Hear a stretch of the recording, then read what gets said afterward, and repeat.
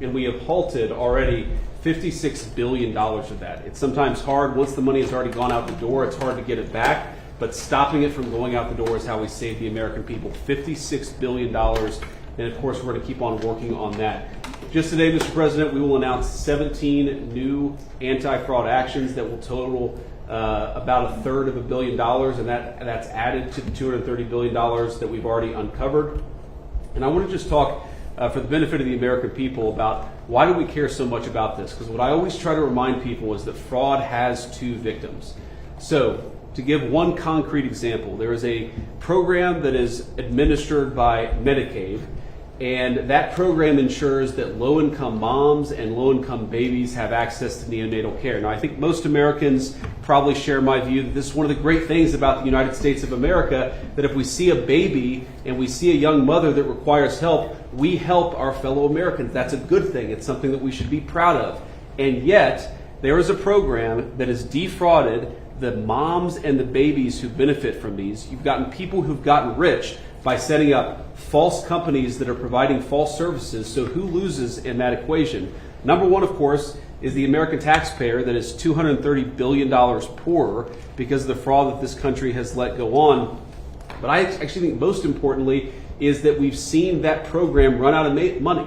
So we've seen moms and babies unable to access the health care that they need because the fraudsters have gotten rich. That is a disgrace. And until the president ordered us to stop it, no one was doing anything about it. So we've made a lot of progress, Mr. President, in just under a year, but we're going to keep on working at it because we believe the American people deserve to have their money spent as you and the Congress have directed it. There's big numbers you're finding, tremendous numbers. They look like Elliot Ness. Does anybody know who Elliot Ness? They look like that group of people you have lined up behind you. They're doing a great job. Yes, sir. Billions, think of, not millions, billions of dollars is being recovered, billions.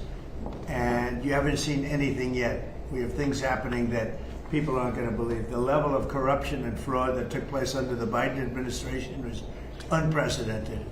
And Minnesota, California, Maine, believe it or not. You know, you think of Maine as this wonderful place. Yep. It's the level of corruption is incredible, all over the place. So, great job. Thank you very much. Thank you, sir. Okay, please. Oh, my turn. Well, first of all, thank you for bringing us out here. I got the chance to drive for the first time in a year and a half, which is the golf cart. It was fun. It was great. And so just a couple points that we all know. We've followed in the news, obviously, the events in the Middle East, and others here can talk about that. Not that they're not important, but there's some other issues happening around the world, Mr. President, that you've shown great leadership in that have not gotten nearly as much attention. I think they deserve to mention today. The first is the International Criminal Court is an illegitimate international organization that, frankly, illegitimate. They make themselves illegitimate because they claim that even if you're not a member of that court, they can come after you. And what that literally means in the future is that American servicemen, political leaders, and others could find themselves under indictment by this International Criminal Court. And if you want to know a little bit about it, Jack Smith used to work there. These are the people that think they can go out and basically indict any world leader and haul them into The Hague. So we tried to get them to reform and listen to us. They wouldn't do it. They're very arrogant. We've now begun an effort to really try to bring that court to heel. By the way, there's no information that they're after me. It could happen. But just so you know, as she's talking about it, I'm saying that means that maybe he's not trying to defend me. He is trying to defend Bibi and various other people. But there are many people that shouldn't be looked at that way. But there is no indication that I'm one of them at this moment. Well, and I actually think the people who are in biggest danger in our system are servicemen, people in uniform. That they'll try to go out for the rest of their lives, will not be able to travel anywhere in the world with their families because they could be arrested on one of these. Imagine, you're a soldier, you fought in a war, and 20 years later they try to come grab you. So this is a big problem. So we've had dozens of countries already join us in this effort. Since we started 2 weeks ago, 5 countries have already quit the ICC and notified them that they're leaving, and we think there'll be more. The second thing is we had an unprecedented ministerial. 60 countries came to Washington, and we're a part of an effort where we were shedding light on far-left terrorism and violence. You know, if a bomb goes off somewhere and it's tied to some right-wing group, or what I don't consider neo-Nazis right-wing, I consider them Nazis, right? But you're going to get a lot of attention on that. But if it's a leftist group, an Antifa group, that gets no coverage, or they ignore the ideological spin and the ideological reason behind it. So we got 60 countries came up here, and hopefully creating a strong coalition to go after far left violent terrorism.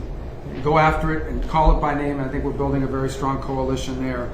We've had some successes in the Middle East, Mr. President. As you know, in the diplomatic front, the deal with Lebanon and Israel is unprecedented. President Ayoun was here a week ago. I think that was the first visit by a Lebanese president in over 30 some odd years. In fact, this is the first time the Israelis and the Lebanese government have spoken at the official level in close to 30 years.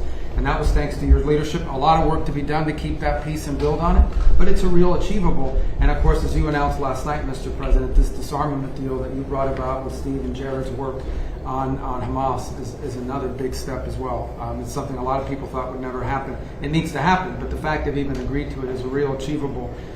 Last point is on the Western Hemisphere. For the first time in 15, 20 years, the overwhelming majority of the countries in the Western Hemisphere are now led by pro-American leaders and pro-American governments. It's an extraordinary achievement, all of it happening through virtually every election that's happened in the Western Hemisphere since you were elected president has elected someone who is pro-American. And I think this is an incredible situation. And last but not least, and I have to thank a number of agencies here, particularly the Department of War, after that terrible earthquake in Venezuela, within 36 hours, the full force of the American government was on the ground providing humanitarian assistance. It was a sight to behold. The USS Ford, I think, was in their port. Our Marines and armed service personnel were helping run their airport and their tower. It is one of the fastest, most dramatic, and most effective humanitarian responses, certainly in recent history, if not ever. And they came at the direction of the president. In fact, within an hour of that earthquake hitting, I remember because I was overseas, the president called and said, make sure we go in there and help these people recover from this. And we did. And thanks to your leadership, Mr. President. It's a great story. Enough needs to be told about it because the credit goes to so many agencies represented here today, but really the Department of War's effort was phenomenal. So thank you. Thank you very much, Marco. And just before we continue, I want to just congratulate Jay Clayton. He's with us today, as you know. He just had a big victory. He's going to do a fantastic job. He's only done his whole life has been about doing a fantastic job. So congratulations.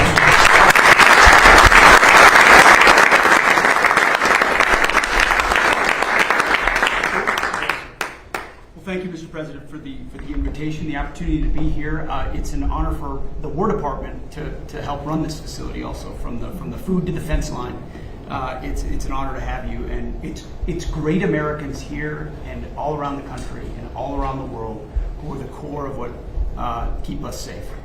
But in order to do that, you have to have a leader that's willing to put them in a position to do it.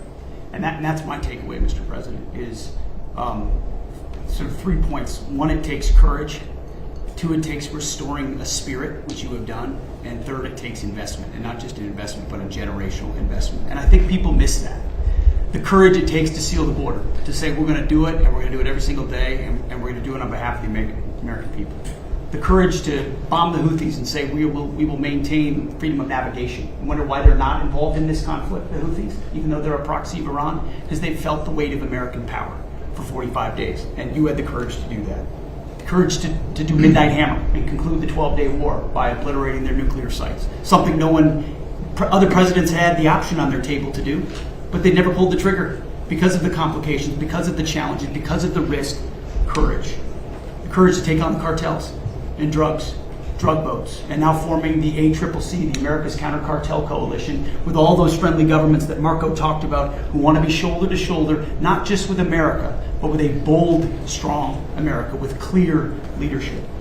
The courage to go get Maduro in the most dangerous, most heavily guarded house, inside the most heavily guarded fort, inside the most heavily guarded town in their capital city in the middle of the night,